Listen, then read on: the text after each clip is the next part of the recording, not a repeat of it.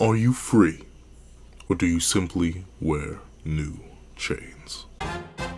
What's up, guys? Hello, Pencil here, and here we're going to do a quick little breakdown and discussion on whether or not Yuji Itadori has freed himself from the cog mentality, or has simply morphed it in a different way, shape, direction, form, and one way or another is still bound by the very same role he accepted that he had over 100 chapters ago after the defeat of Mahito with his own two strong, cursed energy-infused hands. We have a decent chunk to talk about, and maybe some time, but maybe not too much time, so let's not waste any more time and let's hop right into it. Editing me, are you ready? 3, 2, 1, go. What's up, guys? That guy with a pencil here. Fun fact, I do happen to have it on me and keep it on me at all times. And another fun fact, Yuji Itadori in chapter 265 has revealed something intriguing. Something very intriguing, especially for fans of the character. Now, if you don't like Yuji, then the chapter is kind of like a grade A yap sesh. And if you don't like Sukuna either, then man, you must have really not liked this chapter. But with that being the case, this chapter introduces something about Yuji that realistically we haven't seen ever? Darn near, like ever, darn near, based on how we've known Yuji throughout the narrative. If you don't know, all of chapter 265 is essentially a Yuji expose. His hometown, how he feels about it, how it's changed, his own viewpoints, his confusions, his fears, his history, his joys, his losses. That is what this chapter is all about. And on a fundamental level, all of that is the summation of Yuji's experiences. And the summation of Yuji's experiences is what makes Yuji human. It's a compilation of his humanity, essentially. And the many connections that Yuji has made has fundamentally forged him to who he is today. From the connections that he despises, such as Mahito and Ryomen Sukuna, to the connections that he loves, such as Nobara, Choso, Gojo, Wasuke, Junpei, and Nanami. All of those connections are what make Yuji Itadori the person he is today. As, just like Yuji, I tend to believe that humans are a compilation of their experiences. I think if you were to leave a human with no interaction or no experiences and somehow keep it alive, then they'd kind of just end up a blank slate. Or even then, technically, that would be a reflection of their experiences or lack thereof.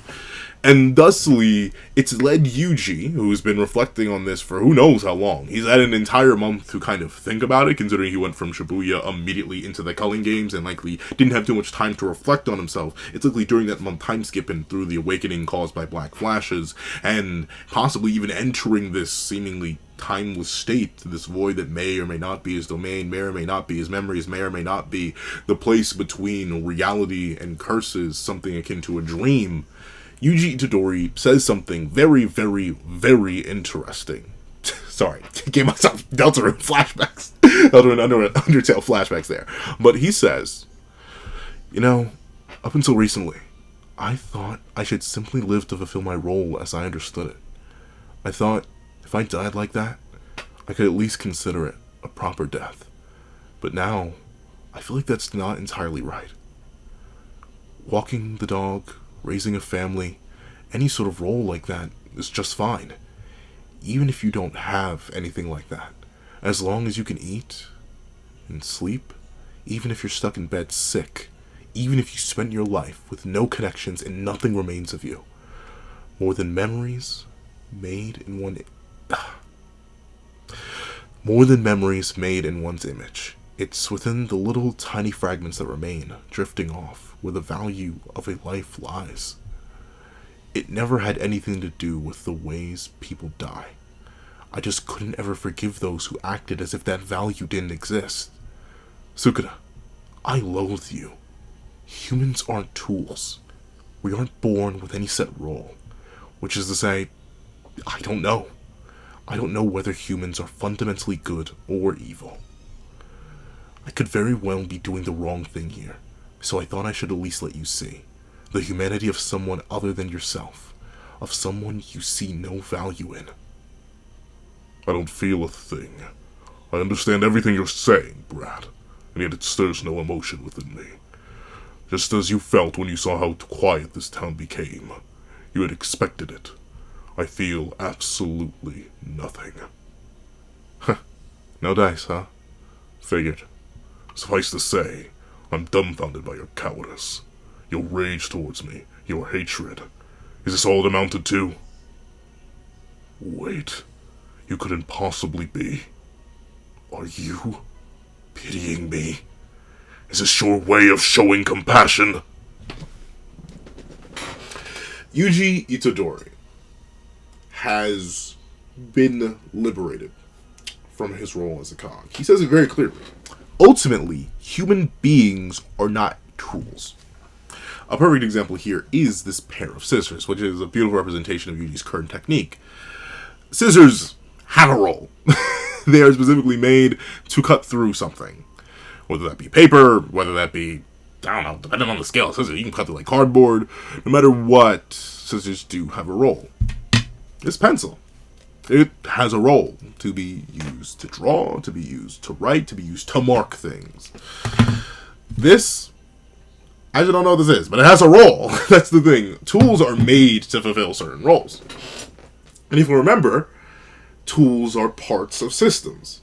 And Yuji Itadori, as he said to Mahito, who's beautifully referenced here, looking a little bit freaky deaky as always, Mahito is a curse, and a system of curses, and thusly he acted by his nature. Mahito was a tool to the system in that sense. And Yuji Itadori finally accepted that he and Mahito were the same. That ultimately he was a tool to the system as well. And thusly he was a cog in an ever greater machine. A cog meant to exercise curses over and over and over and over, as long as he lived. In Yuji's mind, by the end of Shibuya, it was his role to destroy every single curse he came across. And if Mahito dared to reincarnate, dared to reform, whether it be in 10, 20, 30, 50, 100 years, as long as Yuji Itadori was still there, he was going to defeat him. He was going to kill him. Over and over and over and over again. For that was his role. He was a cog, a tool, a piece of a machine, a greater part of a system. Just as within scissors there's the bolt that holds them together, Yuji Itadori was the cog in the machine that would keep the greater flow turning. But he says two things that show that that mentality that he had at the end of Shibuya over time has shifted, has changed. Humans aren't tools. We aren't born with any set role. And also, so I thought I should at least let you see the humanity of someone other than yourself, of someone you see no value in. Notice the difference. Back when Yuji Itadori was accepting himself as a cog, he was essentially resigning his humanity. Heck, earlier on in the series, once he became the vessel for Sukuna, he had accepted that this was just the way he was going to get value in life. Just to die. That was his role, right? And if it's your role, you have to fulfill it. There's no choice in the matter. And if he didn't fulfill it, who knows what could have happened. All it was for Yuji to be a scapegoat, a martyr in the end. That was his role to play, and he was going to play it.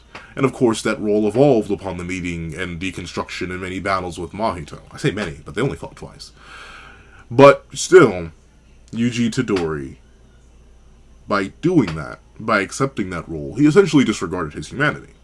Just as I wouldn't say this pencil is human, just because it has multifaceted roles. I can use it to write a sentence, I can use it to draw, I can use it to, I don't know, mark something. I wouldn't say it's human. It can't acknowledge itself. It doesn't have a mouth, it doesn't have a brain.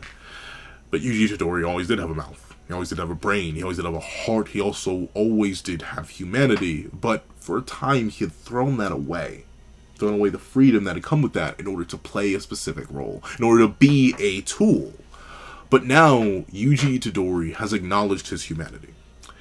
He's acknowledged it to the point where he thought it could possibly be something that would get the King of Curses to fully acknowledge him, to fully accept him, and by proxy, the value of humanity, and the value that lay behind it. He did that in hopes to just maybe, with a chance within a chance, maybe reach out to Sukuna. But that shows he no longer views himself as a tool such as a pencil. He no longer views himself as just a cog in a machine. He no longer is simply Yuji Itadori. the Prince in Black, he who was chosen by the Black Sparks to slay curses that threaten humanity. He's freed himself, right? Because he acknowledges his humanity, right? And obviously a tool can have humanity, but in my opinion, he has merely changed the type of chain that hangs around his neck. Because Yuji Itadori is still fulfilling a role. He's still fulfilling a function. Sure, it is under a different pretense, it is under a different level of understanding, it's under a different level of respect for himself, which is good. Obviously, Yuji Itadori deserves his own respect, his own uniqueness, his own freedom. As he is a human, he is innately endowed with that right as a thinking, breathing, talking creature. But note how the chapter ends. Note what Yuji offers. Note what Yuji's doing. Are you pitying me? Is this your way of showing compassion? Exactly. Sukuna, I can kill you. Release Fushiguro. Return to my body, and I'll spare your life. Yuji Itadori no longer just views himself as a cog. He knows innately that he is human, and thusly he is endowed with certain things that a cog could never be, that a tool could never be, that anything that is set with a predetermined role could ever be. And he also knows that fundamentally he's not predisposed to good or evil. As he admits, he doesn't even understand himself. He doesn't know whether humans are fundamentally good or evil. And in my opinion, I don't think fundamentally humans are much of anything other than human. And humans come with complexities. But with that being the case, Yuji Itadori is still playing the very same role he played when he first decided to become the vessel for Sukuna. As he tells Sukuna, release Fushiguro. Come back to me. I'll spare your life. But ultimately, we know what Sukuna ending up back in Yuji is. It's a long one. It's a slow one, but it's a definite death sentence. It's Yuji continuing his role. Of course, Ryumen Sukuna is not a curse in the same way that Mahito was, but he is a blight upon humanity, a threat to it.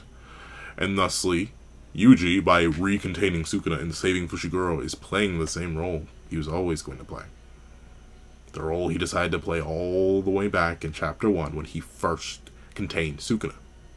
Saving Megumi Fushiguro, saving humanity, and acting as a cage for a king that could destroy it all. So, is Yuji Itadori truly free? Has he truly left the cog mentality behind? Or has he dressed it up nicer?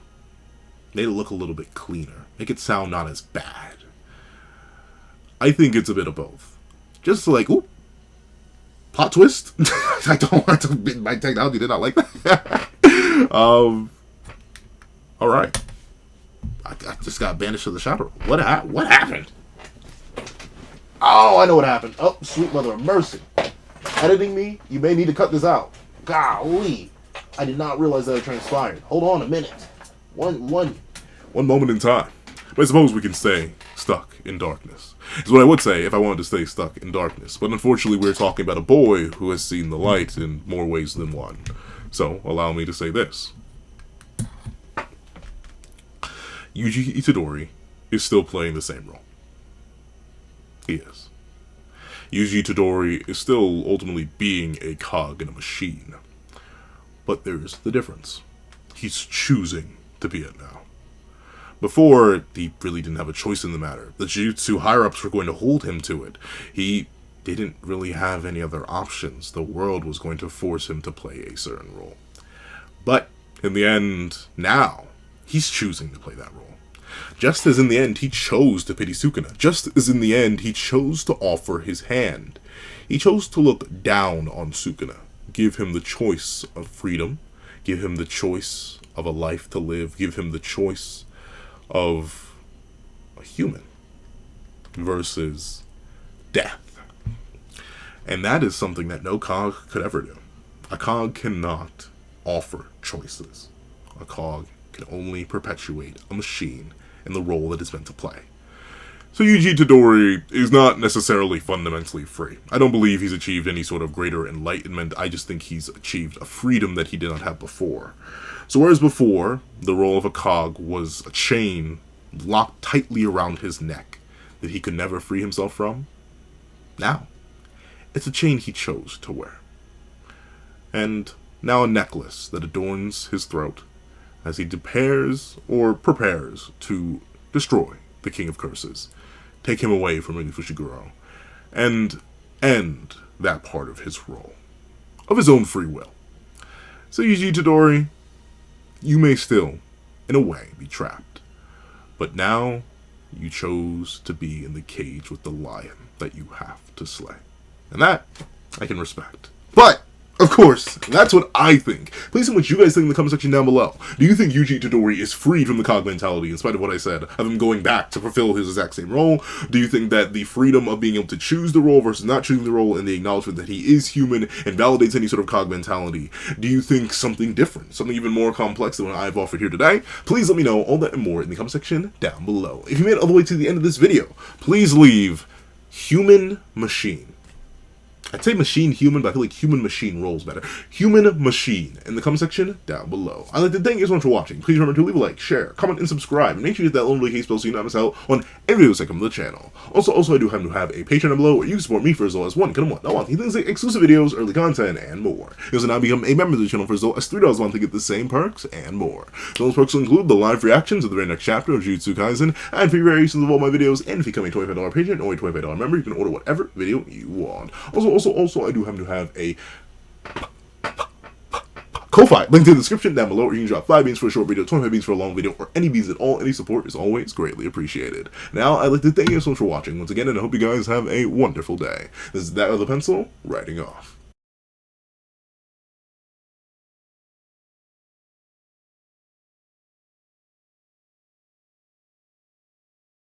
I'd like to thank you to our $3 members, Zena, Greyhound, Astro, Eternal Flame, NMA, Real Rare, G Prosper, Red Wolf 4765, and Paris Arnold. I'd like to give another big ol' thank you to our $5 patrons, Sean, Sammy, Midnight Lord 21, Kevin Encarnacion, Josh Brown, and A+A.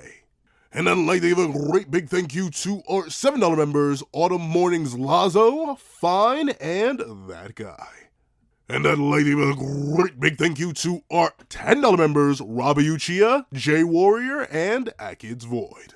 And I'd like to give big, hefty, juicy thank yous to our $10 patrons, Panda Goat, Michael Williamson, Metal Solid Crisis, Joaquin Munoz, and Idem Okami.